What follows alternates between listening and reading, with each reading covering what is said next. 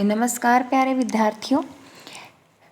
आज की हमारी वीडियो में हम रीतिकाल के बारे में पढ़ेंगे। रीतिकाल की समय सीमा और रीतिकाल के नामकरण के बारे में आज की हमारी वीडियो में जानेंगे। रीतिकाल जो है वो हिंदी साहित्य के इतिहास का तीसरा काल है। पहला काल आदिकाल, दूसरा भक्तिकाल और तीसरा रीतिकाल। तो रीतिकाल के नामकरण और काल विभाजन के बारे में आज हम जानते हैं। रीतिकाल की समय सीमा यानी रीतिकाल का काल निर्धारण कितना था, रीतिकाल की समय सीमा कितनी थी।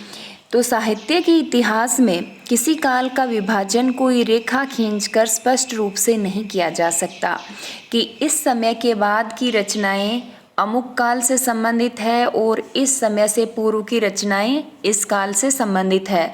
यानी हम एकदम से स्पष्ट एक रेखा नहीं खींच सकते कि हमने विभाजन कर दिया कि लो इस रेखा के बाद की रचनाएं रीतिकाल की, इस रेखा के पहले की रचनाएं भक्ति काल की या आदिकाल की। ऐसा इसमें नहीं किया जा सकता। इसका कारण यह है कि साहित्य में प्रवृत्तियां यानी साहित्यिक प्रवृत्तियां जो है वो एक दिन या एक वर्ष में नहीं बदल जाती, बल्कि इसके लिए कई बार 15 से 20 वर्ष तक का समय लग जाता है। इसलिए रीतिकाल के बारे में जानने से पहले रीतिकाल की काल सीमा को हम जान लेते हैं। अनेक विद्वानों ने अपने अपने मतानुसार रीतिकाल की सीमा का निर्धारण किया है। जैसे सबसे पहले जॉर्ज ग्रियर्सन ने सन 1580 ईस्वी से 1692 ईस्वी तक रीतिकाल का निर्धारण किया है। यानी जॉर्ज ग्रियर्सन ने कहा है कि सन 1580 से 1692 तक का जो काल है उसको हम रीतिकाल के नाम से जानते हैं। जॉर्ज ग्रियर्सन के पश्चात अगला नाम आता है मिश्र बंधुओं का। मिश्र बंधुओं ने संवत 1681 से संवत 1790 तक के काल को रीतिकाल कहा है। और आचार्य हजारी प्रसाद द्विवेदी ने सन 1650 से सन 1850 ईस्वी तक के समय को रीतिकाल की समय सीमा मानी है। और इन सब विद्वानों के अलावा आचार्य रामचंद्र शुक्ल, बाबू श्याम सुंदर दास, डॉक्टर राम कुमार वर्मा, आचार्य विश्वनाथ प्रसाद मिश्र, डॉक्टर नगेंद्र और डॉक्टर हरीशचंद्र वर्मा ने रीतिकाल की जो समय सीमा है वो संवत 1700 से संवत 1900 ईस्वी तक मानी है। और इसीलिए विद्वानों के आधिक्य के कारण और तर्कपूर्ण बात होने के कारण, यानी इन विद्वानों ने जैसे आचार्य रामचंद्र शुक्ल हैं उन्होंने विभिन्न तर्कों के ऊपर अपनी बात रखी है कि संवत 1700 से संवत 1900 तक के काल को रीतिकाल का नाम दिया जाता है। तो इस समय के अंदर जो भी रचनाएं लिखी गई उन रचनाओं को रीतिकाल की रचनाएं, उन कवियों को रीति कवि और इस काल को रीतिकाल कहा जाता है। तो विभिन्न विद्वानों ने रीतिकाल के बारे में जो अपनी राय रखी है उनमें जॉर्ज ग्रियर्सन ने सन 1580 से 1692 तक के समय को रीतिकाल माना है। मिश्र बंधुओं ने संवत 1681 से संवत 1790 तक के काल को रीतिकाल की समय सीमा बताई है। आचार्य हजारी प्रसाद द्विवेदी ने सन 1650 से सन 1850 ईस्वी तक के समय को रीतिकाल की समय सीमा माना है। और इन विद्वानों के अतिरिक्त रामचंद्र शुक्ल, बाबू श्याम सुंदर दास, डॉक्टर राम कुमार वर्मा, आचार्य विश्वनाथ प्रसाद मिश्र, डॉक्टर नगेंद्र और डॉक्टर हरीशचंद्र वर्मा ने रीतिकाल की समय सीमा संवत 1700 से संवत 1900 तक मानी है। और इसीलिए विद्वानों के आधिक्य और इनकी तर्कपूर्ण बातों के आधार पर हम भी रीतिकाल की समय सीमा जो है वो संवत 1700 से संवत 1900 तक मानते हैं।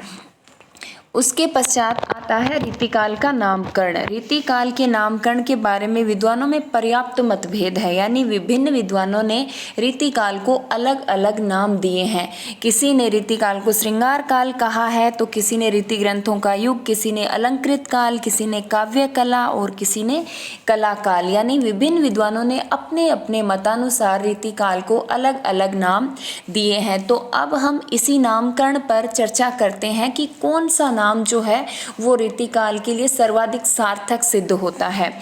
तो सबसे पहले हम जानते हैं रीति शब्द का अर्थ क्या है। रीति शब्द की व्युत्पत्ति रिंग धातु में 3 प्रत्यय लगने से हुई है, जिसका अर्थ होता है मार्ग। काव्य शास्त्र में भाव आदि के उत्कर्ष को ध्यान में रखकर विशिष्ट पद की रचना के मार्ग को ही रीति कहा गया था। परंतु आचार्य वामन ने रीति को काव्य की आत्मा कहा है। यानी संस्कृत के अंदर जो विभिन्न संप्रदाय थे उनमें एक संप्रदाय था रीति संप्रदाय, जिसके प्रवर्तक थे आचार्य वामन। आचार्य वामन ने रीति को काव्य की आत्मा स्वीकार किया है। पंडित बलदेव उपाध्याय के अनुसार पदों की विशिष्ट रचना या संगठन का नाम रीति है। तो इस तरह से सभी विद्वानों ने अपने अपने मतानुसार रीति शब्द का जो अर्थ है उसको समझाने का प्रयास किया है।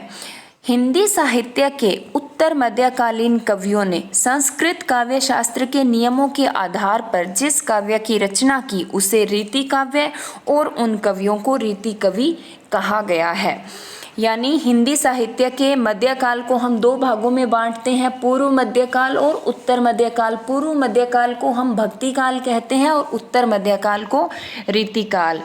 तो हिंदी साहित्य के उत्तर मध्यकालीन कवियों ने संस्कृत काव्य शास्त्र यानी संस्कृत के जो काव्य शास्त्र के नियम थे उन्हीं के आधार पर, उनको आधार मानकर जिस काव्य की रचना की उसे रीति काव्य और उन कवियों को रीति कवि कहा गया।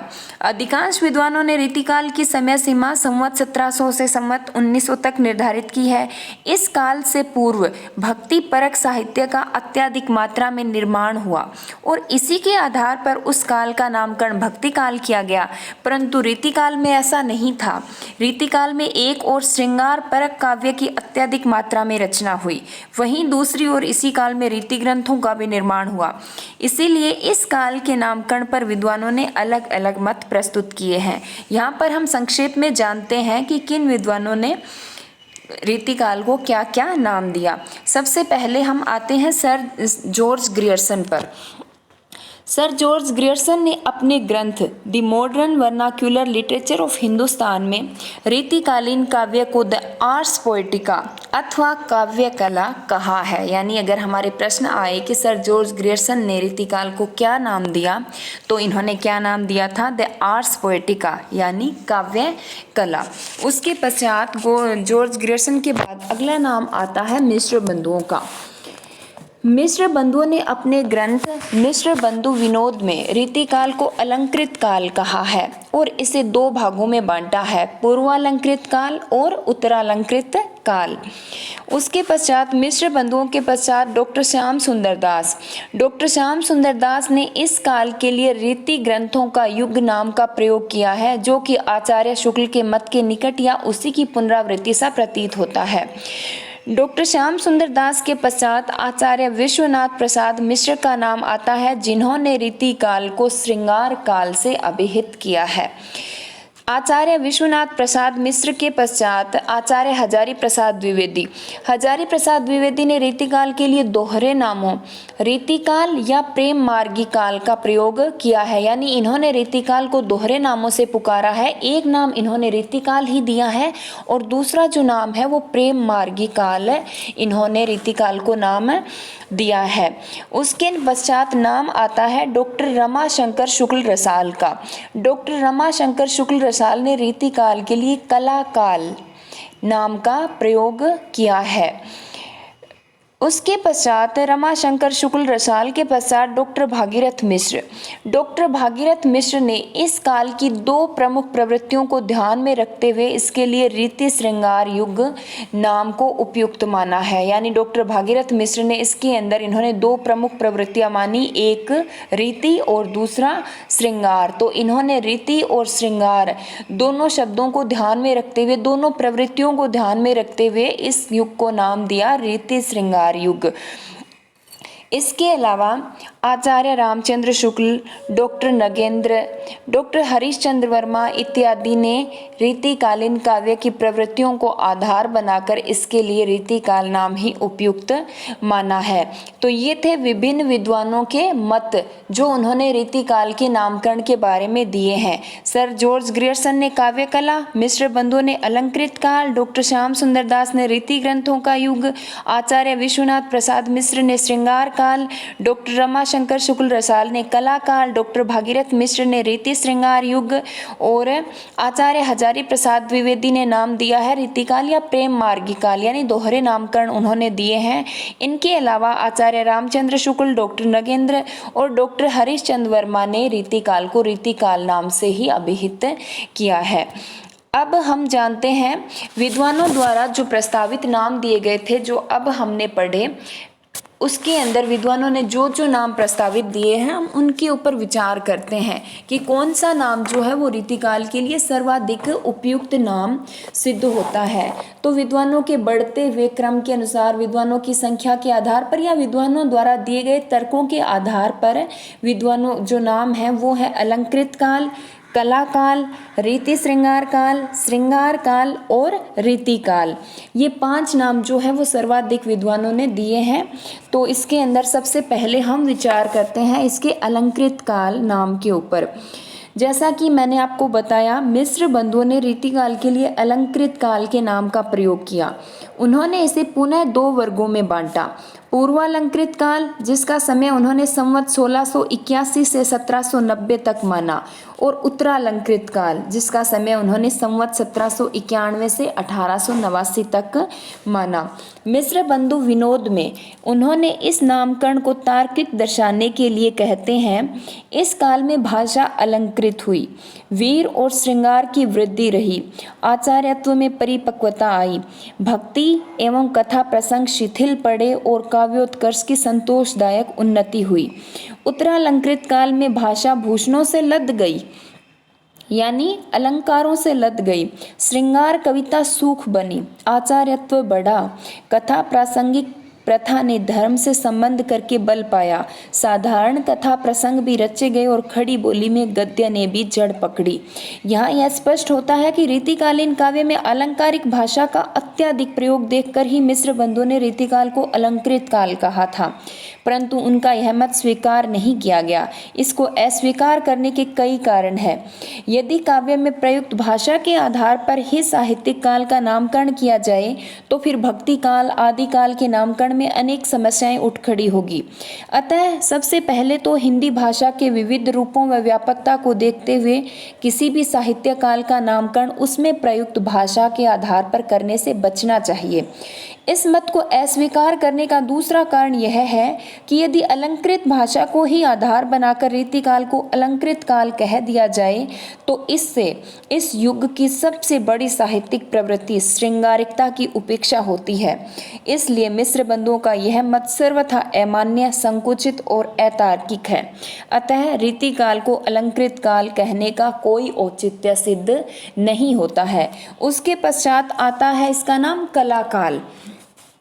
डॉक्टर रमाशंकर शुक्ल रसाल ने रीतिकाल को कला काल नाम देने के पीछे अपने ग्रंथ साहित्य प्रकाश में लिखा है, कला काल से तात्पर्य उस काल से है जिसमें हिंदी क्षेत्र में काव्य को कला पूर्ण किया गया, अर्थात उसमें काव्य के चमत्कृत रूप एवं चातुर्यपूर्ण गुणों को ध्यान में रखकर रचनाएं की गई और साथ ही कला के नियमों और कला नियमों से संबंध रखने वाले रीति या लक्षण ग्रंथों की रचना हुई।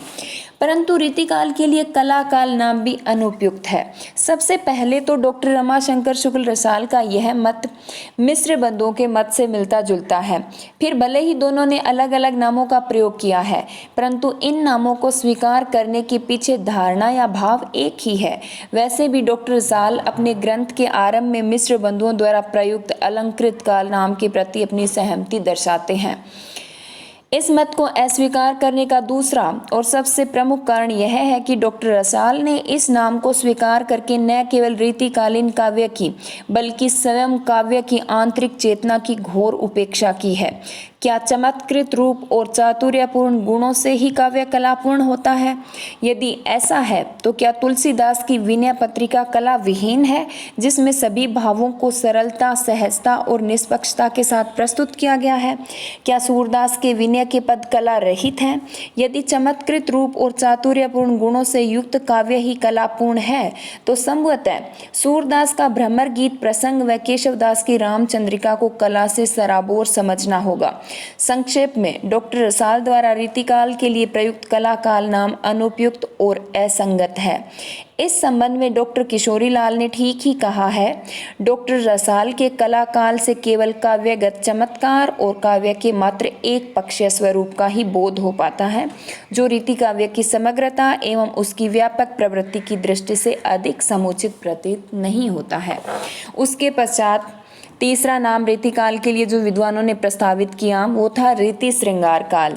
डॉक्टर भागीरथ मिश्र ने रीतिकाल के लिए रीति श्रृंगार काल नाम को प्रयुक्त करते हुए कहा है, जब हम यह मानते हैं कि इस युग में श्रृंगार का बोलबाला था और अधिकांश साहित्य पर श्रृंगार का प्रभाव परिलक्षित होता है, साथ ही साथ वीर भक्ति आदि के समाज श्रृंगार की हमारी एक वृत्ति है, एक मनस्थिति है, तब हम इसे श्रृंगार युग कहने के लिए तैयार होते हैं। परंतु उस समय की मुख्य साहित्यिक चेतना को इससे भी अधिक व्यापक और गहरे रूप में दिखाई देती है, वह है पद्धति परकता, एक सांचे या पैटर्न को लेकर पहले से अच्छा काव्य लिखना। यह शास्त्रीय विधि या पद्धति का आधार बनाकर लिखने की जो चेतना है वो इस युग में समाई हुई दिखाई देती है। यद्यपि डॉक्टर भागीरथ मिश्र ने इस नामकरण के द्वारा रीतिकालीन साहित्य की दो प्रमुख प्रवृत्तियों को प्रकट करने में सफलता पाई है, फिर भी यह मत अमान्य है, क्योंकि इससे रीति मुक्त काव्य को इस परिधि से बाहर होना पड़ता है। चूंकि घनानंद ठाकुर आदि कवि किसी भी रीति या पद्धति से जुड़े हुए नहीं थे, फिर भी उनका काव्य हिंदी साहित्य में विशेष महत्व रखता है, इसलिए इस नाम को स्वीकार नहीं किया जा सकता। उसके पश्चात रीतिकाल के लिए जो विद्वानों ने अगला नाम प्रस्तावित किया वो है श्रृंगार काल। रीतिकाल के लिए श्रृंगार काल नाम का प्रयोग आचार्य विश्वनाथ प्रसाद मिश्र ने किया है। उन्होंने अपने मत की पुष्टि के लिए भारतीय दृष्टि से साहित्य का प्रतिपाद्य की ओर संकेत करते हुए कहा है, भक्ति काल में भक्ति शब्द की व्याप्ति उसके भाव के होने से अधिक है। यदि रीतिकाल नाम की ओर देखते हैं तो उसमें रीति अर्थात रस, अलंकार, शब्द शक्ति, नायक नायिका, पिंगल आदि काव्य रीति अवश्य वर्णीय विषय है, पर रीति बाह्य अर्थ का ही बोधक है, आभ्यंतर अर्थ का नहीं। इस काल का आभ्यंतर वर्णीय श्रृंगार था, ये कहना है श्रृंगार काल को प्रस्तावित करने वाले आचार्य विश्वनाथ प्रसाद मिश्र का। रीति की सीमा में जितनी कृतियाँ समाविष्ट हैं वे अधिकतर श्रृंगार की ही हैं। तो ये बात रखते हुए, ये तर्क देते हुए आचार्य विश्वनाथ प्रसाद मिश्र ने अपनी बात को पुष्ट किया है रीतिकाल को श्रृंगार काल नाम देने में। यद्यपि आचार्य शुक्ल ने भी रीति विशेषण का प्रयोग करने के बाद इसके लिए प्रयुक्त श्रृंगार काल के नाम का विरोध नहीं किया है, फिर भी आचार्य विश्वनाथ प्रसाद मिश्र द्वारा प्रयुक्त यह नाम भी अमान्य है और इसके विरोध में हम निम्नलिखित कारण दे सकते हैं।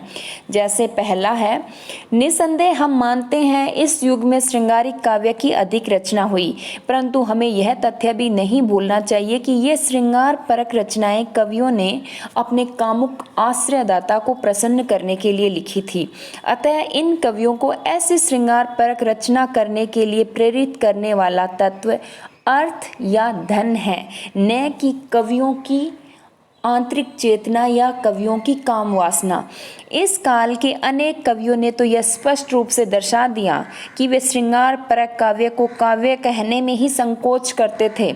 यथा भिखारी दास कहते हैं, आगे के कवि रिजी हैं तो कविताई, ना तो राधिका कन्हाई सुमिरन को बहानो है। इस युग के प्रमुख आचार्यों यथा चिंतामणि, कुलपति आदि ने मनोयोग से आचार्य के कर्म का निर्वाह किया है। तत्कालीन युग में काव्यांग पर चर्चा करना वैसे ही गौरव की बात थी जैसे भक्ति काल में भक्ति व भगवान को विषय बनाकर चर्चा करने में गौरव समझा जाना। भले ही इन आचार्यों ने श्रृंगारिक छंदों की रचना की, परंतु यदि श्रृंगार पर काव्य का निर्माण करना ही इनका ध्येय होता तो इन्हें लक्षण के बंधनों में अपनी कविता को बांधने की आवश्यकता न थी। अतः रीति काल में केवल श्रृंगार परक काव्य की रचना को महत्व नहीं दिया गया। यदि सभी संदेह संकोच त्याग कर इस काल का श्रृंगार काल नाम स्वीकार कर भी लिया जाए तो इस काव्य का भूषण का वीर काव्य, नूर मोहम्मद का सूफी काव्य आदि को फुटकल काव्य में स्वीकार करना होगा। इसका कारण यही है कि इनकी रचनाओं में थोड़े बहुत ही श्रृंगारिक पदों का प्रयोग हुआ है, जबकि इनमें दूसरी प्रवृत्तियों का प्राधान्य अधिक है। इसलिए रीतिकाल को श्रृंगार काल कहना भी असंगत और अनुपयुक्त है। उसके पश्चात हम आते हैं रीतिकाल के नाम, रीतिकाल की सर्वसिद्धता पर कि यह कैसे जो है रीतिकाल है वो स्वयं सिद्ध है। अधिकांश हिंदी साहित्य इतिहास लेखक यथा आचार्य रामचंद्र शुक्ल, डॉक्टर नगेंद्र, डॉक्टर हरीशचंद्र वर्मा इत्यादि ने रीतिकाल के लिए रीतिकाल नाम का ही प्रयोग किया है। संस्कृत साहित्य में रीतिर आत्मा काव्यस्य कहकर रीति शब्द को स्वीकार किया गया है। हिंदी साहित्य में आचार्य शुक्ल ने पहली बार इस शब्द का रस, अलंकार, गुण आदि के पर्याय के रूप में प्रयोग किया। दूसरे शब्दों में यह भी कहा जा सकता है कि आचार्य शुक्ल ने रीति को संपूर्ण काव्य शास्त्र का पर्याय बताकर उसका अर्थ विस्तार किया है। रीति काव्य के प्रमुख विद्वान डॉक्टर नगेंद्र ने भी इस शब्द पर प्रकाश डालते हुए कहा है, हिंदी में रीति का प्रयोग साधारणतः लक्षण ग्रंथों के लिए होता है। जिन ग्रंथों में काव्य के विभिन्न अंगों का लक्षण उदाहरण सहित विवेचन होता है उन्हें रीति ग्रंथ कहते हैं, और जिस वैज्ञानिक पद्धति पर जिस विधान के अनुसार यह विवेचन होता है उसे रीति शास्त्र कहते हैं। रीतिकालीन काव्य की प्रवृत्तियों को देखते हुए उस युग को रीतिकाल कहना ही अधिक उचित व तर्क संगत प्रतीत होता है। अनेक रीतिकालीन कवियों ने अपनी रचनाओं में रीति शब्द का प्रयोग भी किया है, जैसे अपनी अपनी रीति के काव्य और कवि ये देव ने लिखा है, काव्य की रीति सीखो सुकवि है सो, भिखारी दास ने कहा है। ये रीति सुभाषा कवि की बरनत बुध अनुसार, ये चिंतामणि ने कहा है। सो विश्रव्य नवोड सो बरनत कवि रस नीति, ये मतीराम ने कहा है। तो इसके अतिरिक्त इस काल के लगभग सभी कवियों ने श्रृंगार को न्यून अधिक रूप में ग्रहण किया है, जो एक विशेष प्रकार की रीति ही है। इस आधार पर इसे रीतिकाल कहना अधिक उचित प्रतीत होता है। यानी विद्वानों ने जो नाम प्रस्तावित किए हैं उनमें सर्वाधिक मान्य, उपयुक्त और तर्कों की कसौटी पर कसा जाने वाला नाम रीतिकाल है, और इसीलिए हम संवत 1700 से संवत 1900 तक के काल को रीतिकाल ही कहते हैं। धन्यवाद।